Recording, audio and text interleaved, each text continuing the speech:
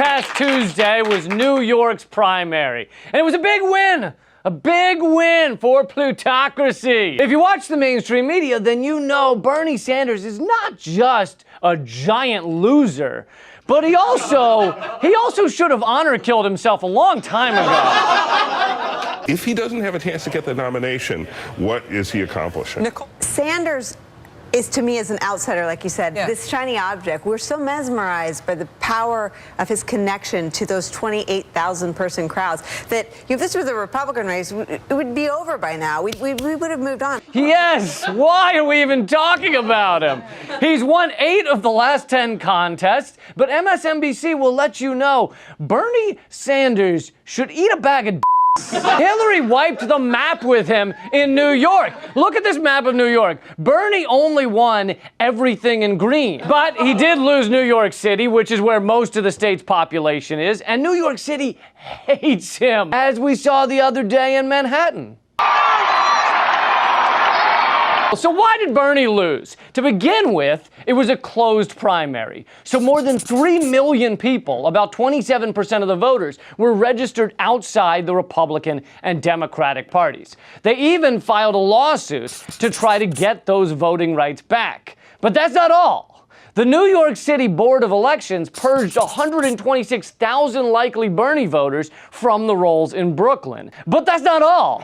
The Attorney General announced an investigation into the primary fiasco after his office received a 368% increase in complaints compared to 2012. But that's not all. Polling sites in many counties, especially ones where Bernie was favored, decided to open at noon instead of 6 a.m. like usual. But that's not all.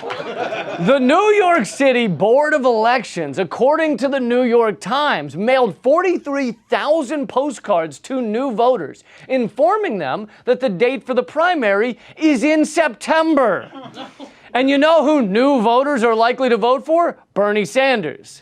But even the Board of Elections said, don't worry, it's not a conspiracy, we're just incompetent. But if you noticed, all this incompetence goes in favor of the establishment candidates, in favor of Hillary Clinton. Well, God, all this crazy voter suppression, do you think the mainstream media is starting to catch on?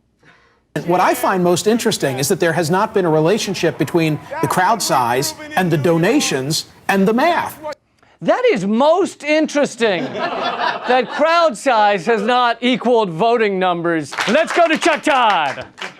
Sanders is at an interesting moment right now. He does have a lot of power if he uses it correctly.